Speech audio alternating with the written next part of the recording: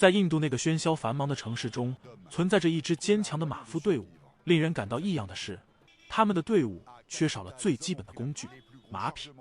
这些不屈的马夫的职责是将城市内的货物装上他们粗糙制作的卡车，然后奋力将数十吨的货物拖行10公里，将其交付给城市边缘的大货车。当包工头接收到订单后，马夫们迅速开始将客户的产品搬上卡车，然后巧妙地用绳索将它们固定。在开始艰难的旅程时，前3名主力马夫和后面2名辅助马夫共同推着这沉重的10吨货物前行。包工头则在整个过程中扮演着引导交通的重要角色，毕竟穿越这交通拥挤的城市街道对他们来说充满了挑战。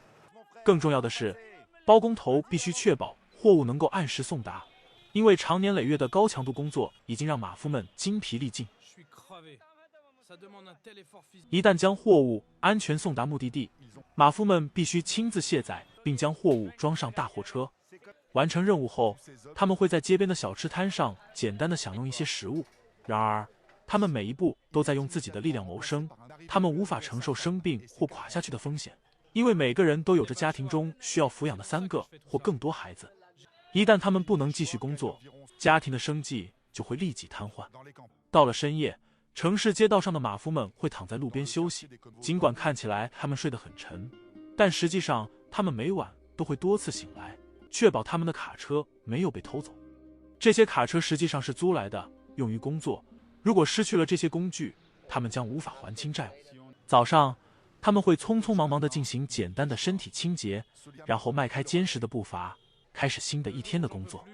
这个日复一日的例行，因为他们大多数出身于农村，他们的愿望就是付出辛勤的努力，然后回到家乡，用积蓄买一块土地，继续过上耕种的生活。对于这群马夫来说，每天都是为了维持生计而奔波的唯一方式。尽管工作艰苦、疲惫不堪，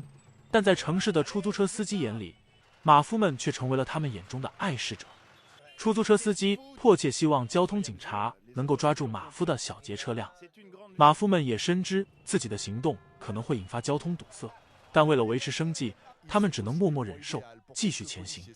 有时候，他们早早地接下了新的订单，必须在工作结束后将第2天的货物搬上卡车，才能领到包工头支付的微薄工资。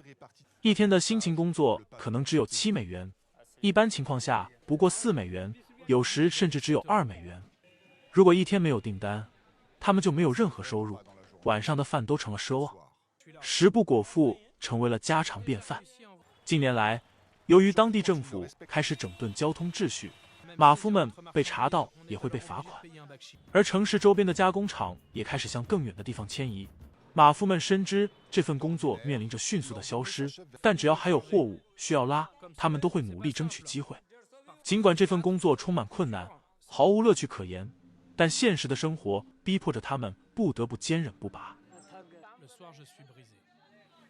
Ma famille ne voulait pas que je vienne.